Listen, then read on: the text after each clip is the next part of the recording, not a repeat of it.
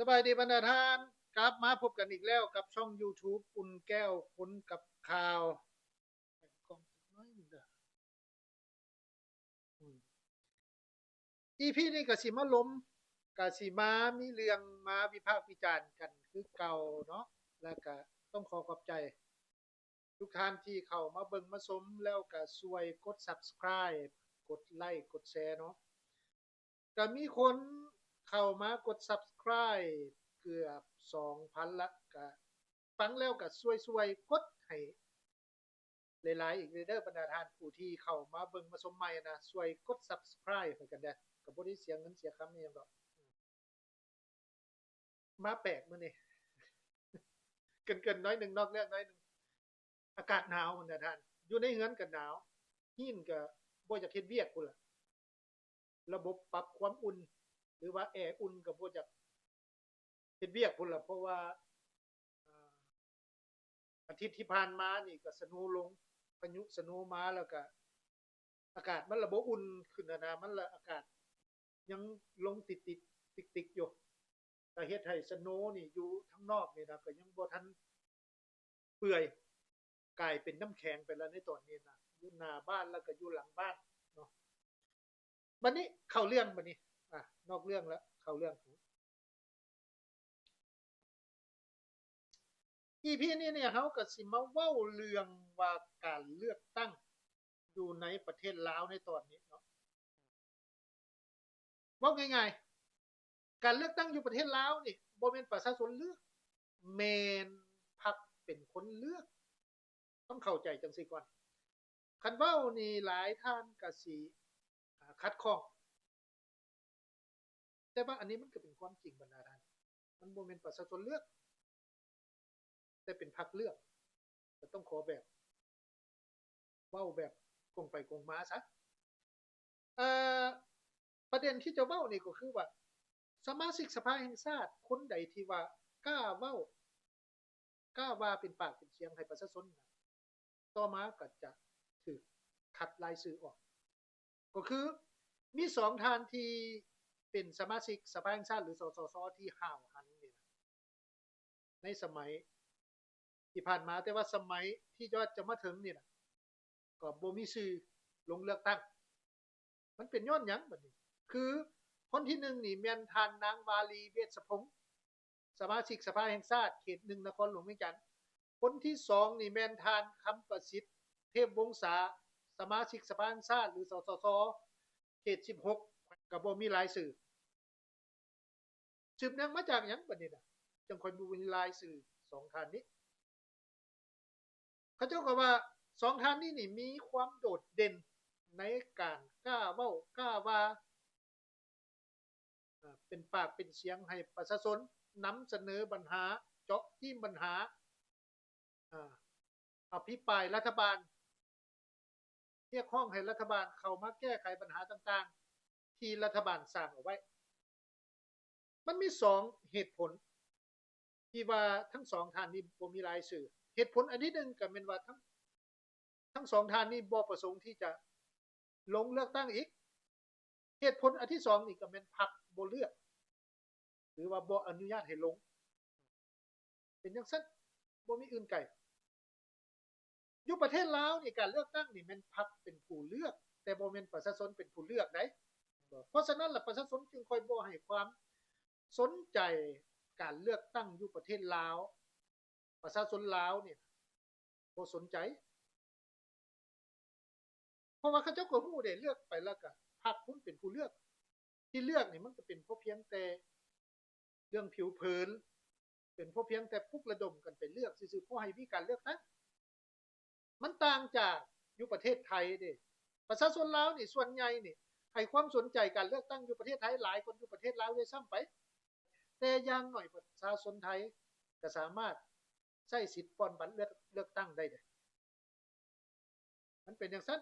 บัดนี้กลับเข้ามาบัดนี้ว่ามีคนตั้งข้อสังเกตว่าสมาชิกสภาแห่งชาติหรือสสสคนใดที่กล้าเว้ากล้าว่าที่เป็นปากเป็นเสียงให้ประชาชนแดนมันก็จะไปแตะต้องสิทธิผ ผลประโยชน์ของผู้นำบางท่านไปเว้าแท้งใจดำผู้นำล้าวบางท่านสุดท้ายสมัยต่อมากับบ่มีสื่อหรือว่าบ่มีรายสื่อเข้าไปเลือกตั้ง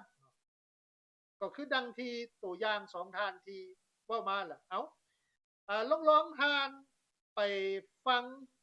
ท่านนางวาลีเวชสพงศ์สมาชิกสภาแห่งชาติเขต1นครหลวงเวียงจันทน์เคยอภิปรายอยู่ในกองประชุมสภาว่าแนวใดให้ท่านไปรับฟังเบิ่งระบบกฎหมายเฮาก็บ่ได้ไปตามเนาะอันนี้เป็นตัวนึงที่ข้าพเจ้าอยากตั้งข้อสังเกตเนาะว่าปริมาณ M2 ดูดเข้าไป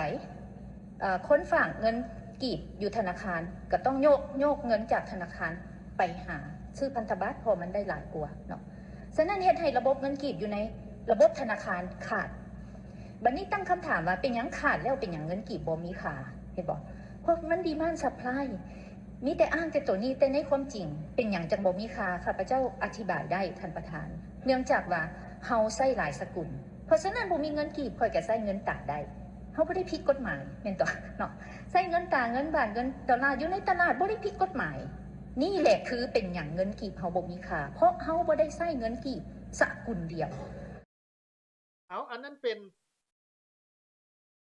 การอภิปรายของท่านนางบาลีเวชสพงศ์บัดนี้มาเบิ่งท่านคำประสิทธิ์เทพวงศาสมาชิกสภาแห่งชาติเขต16แขวงเซกองเพิ่นก็อภิปรายไว้ดีคือกันอภิปรายได้ดีหลายเจาะจิ้มปัญหาของประชาชนให้ท่านไปรับฟังรับชมเบิ่งในของใจซื้อเนาะส่วนดินที่ทับซ้อนในการเฮ็ดแห่นี่นะมันทับซ้อนบ่ได้หรอกคันเว้าแท้ๆถ้าศูนย์กลางมีการประสานงานไปหาท้องถิ่นเป็นกลไกเป็นระบบระเบียบนึงบ่มีทางทับซ้อนเพราะว่าศูนย์กลางสิอนุมัติ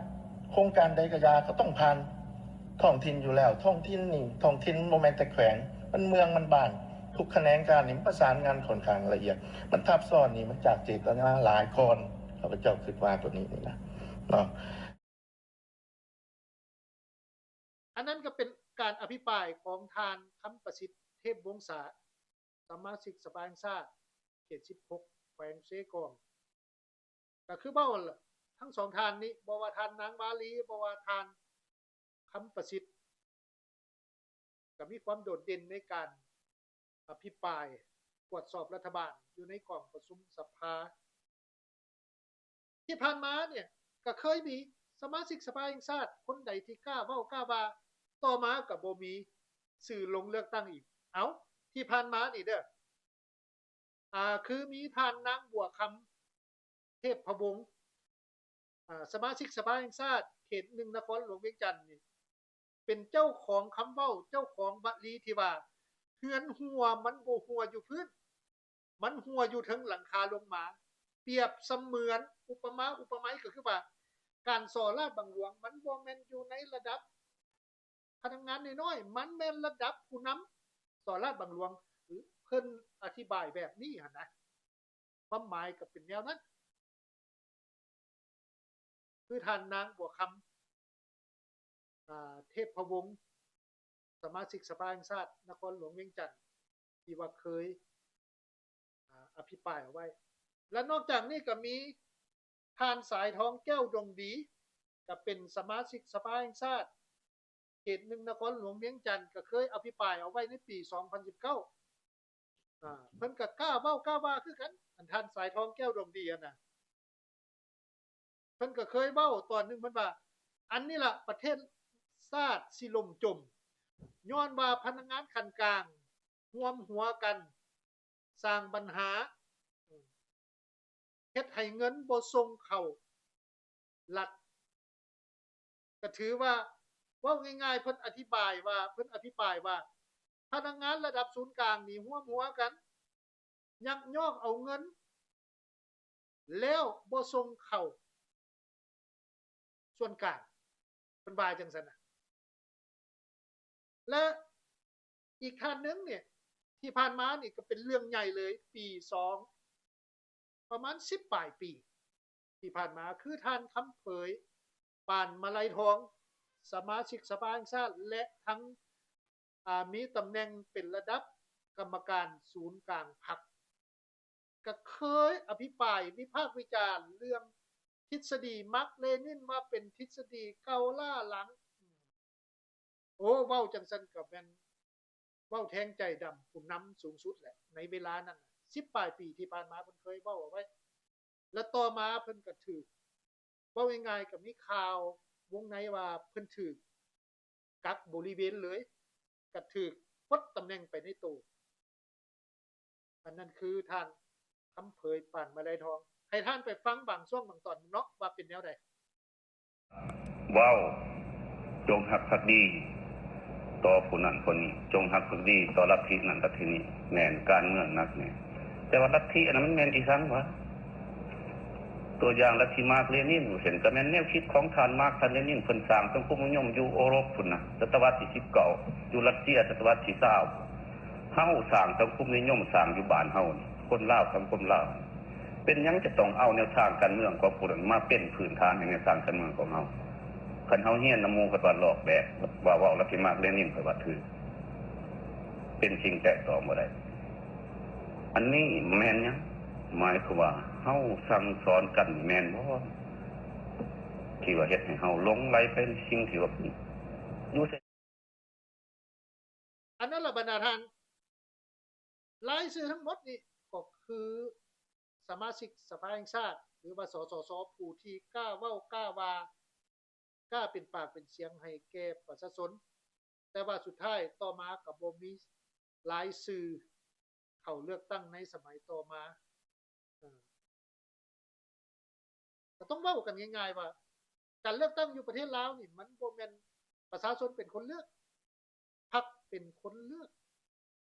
อันนี้ก็คือความจริงหลายท่านหรือว่าบางท่านอาจจะคัดค้องแต่ว่าอันนี้มันคือความจริงซึ่งจะยอมรับหรือบ่นั้นมันก็เป็นเรื่องนึงก็สิประมาณนี้บรรดาท่านที่เอามานำเสนอวิพากษ์วิจารณ์กัน